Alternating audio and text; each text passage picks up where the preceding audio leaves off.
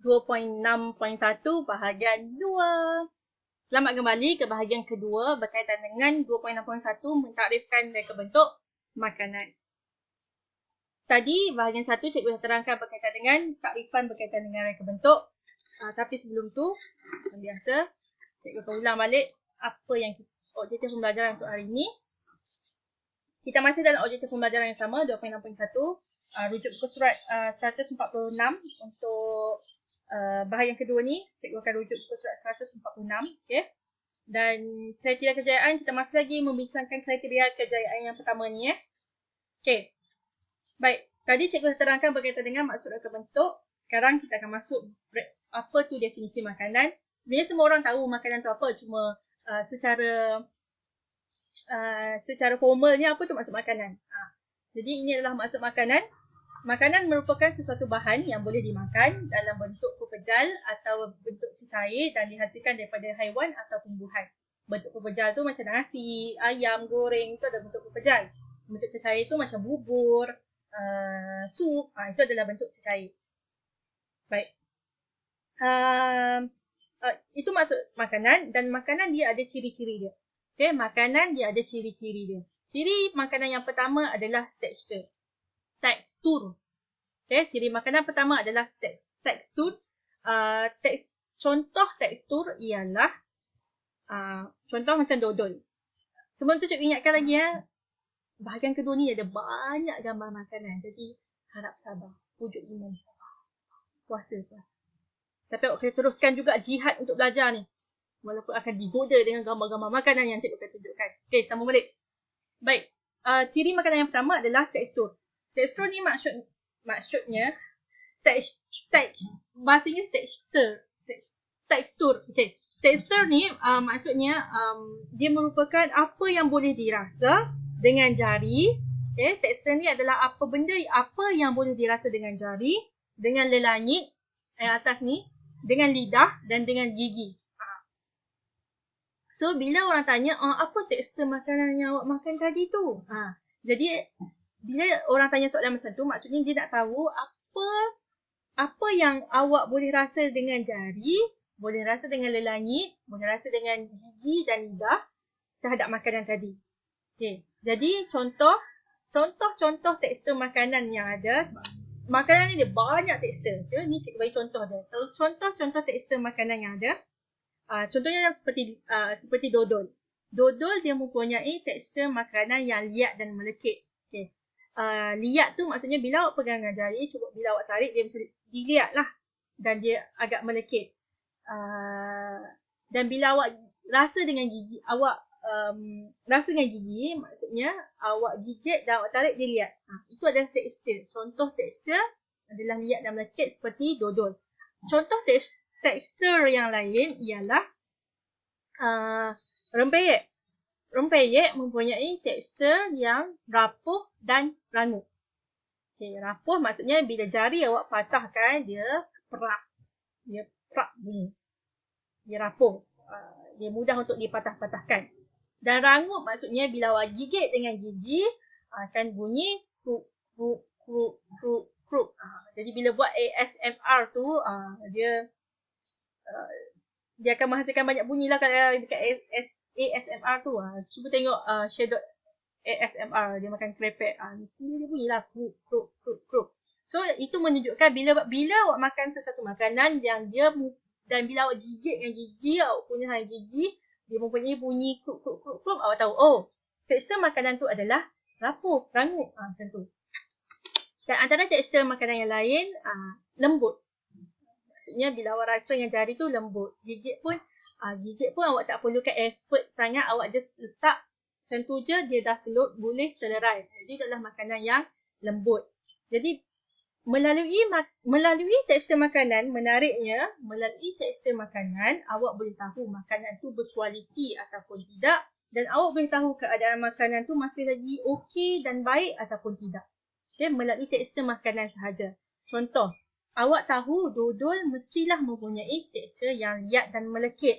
Sekiranya awak makan dodol dan tiba-tiba dodol tu awak rasa tak melekit pun, tak liat pun, gerah aja. Maksudnya dodol tu dodol yang tak berkualiti. Orang yang masak tu tak jadi apa yang dia buat tu. Okay. Sama juga dengan rempeyek.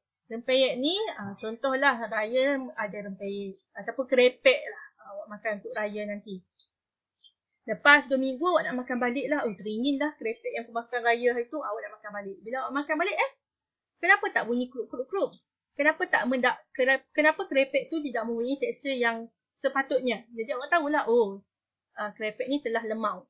Kerepek ni dah tak elok lagi, dah tak boleh dimakan. Jadi melalui tekstur sahaja awak boleh tahu tentang kualiti makanan, awak boleh tahu tentang keadaan makanan itu sendiri, sama ada masih lagi okey, basi ataupun tidak. Okey. Itu ciri pertama berkaitan dengan tekstur. Ciri makanan yang kedua ialah rupa. Rupa makanan dia ada banyak rupa, banyak bentuk. Okay. Kalau kita cerita tentang rupa makanan ni sampai esok pun tak habis. Tapi cikgu ambil contoh lah. Contoh rupa, bila kita bincang berkaitan dengan rupa makanan, contoh kita boleh ambil tat nenas. Okay. Bila awak sebut tentang tat nenas, mungkin awak akan ingat tat nenas dalam bentuk ni, bentuk gulung. Namun begitu, tat nenas dia ada banyak rupa, banyak bentuk lain. Iaitu ada juga tat nenas dalam bentuk cube. Ada tat nenas yang bunga. Dan ada tat nenas yang nampak macam landak. So, itu adalah kepelbagaian rupa, kepelbagaian bentuk yang ada pada makanan. Ciri yang ketiga untuk makanan ialah rasa. Ada makanan rasa dia pedas. Macam mi samyang. Sedap ni. Mi samyang ni kalau awak letak susu, awak letak cheese ke? Terbaik. Try lah. Mi samyang, letak susu, letak cheese. Ada makanan yang rasa dia manis, macam aiskrim. Ada makanan yang rasa dia pahit, macam peria. Ciri keempat untuk makanan adalah bau. Makanan dia ada banyak bau. Antara makanan yang punya bau yang sangat signifikan, sangat kuat adalah buah durian.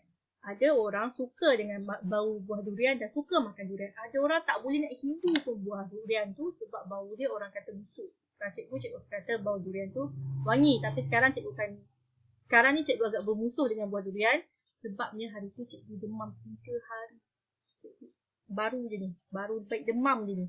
Cikgu demam sebab cikgu hari tu sahur dengan durian sahaja. Awak jangan buat Jangan sesekali bersahur dengan makan buah durian sahaja. Sahurlah dengan makan nasi. Sebab awak boleh demam. Cikgu demam sebab durian je. Okay, teruskan. Dan bila berbicara tentang bau, setiap makanan dia mempunyai bau yang tersendiri. Maksudnya, contoh awak ada dekat atas rumah ataupun awak ada dekat dalam bilik. Tiba-tiba mak awak tengah masak dan bau tu sampai dekat bilik. Awak melalui bau awak boleh tahu dah terus. Mak tengah masak rendang lah. So setiap makanan dia mempunyai bau yang tersendiri yang berbeza dengan makanan-makanan tertentu. Antara contoh makanan yang mempunyai bau yang tersendiri, inilah rendang. Dia ada aroma dia tersendiri. Okay? Dan ciri yang terakhir dalam makanan adalah warna. Makanan ada pelbagai warna. Yang ni cikgu tak tunjuk gambar dah. Sebab gambar-gambar sebelum ni pun awak boleh nampak yang makanan ni ada banyak warna. Baik. Namun begitu, harus diingat, ni pesanan khidmat masyarakat daripada Kementerian Kesihatan Malaysia. Elakkan makan makanan yang daripada pewarna tiruan. Ya, anak-anak, warna ni dalam makanan, warna makanan boleh datang daripada warna yang asli yang daripada tumbuhan dan warna tiruan. Warna tiruan tu daripada bahan kimia. Warna yang asli, contoh kalau nak ambil warna hijau, awak guna daun pandan. Kalau nak warna kuning, awak guna kunyit hidup. Kalau awak nak warna biru, awak guna bunga telang. Kalau awak nak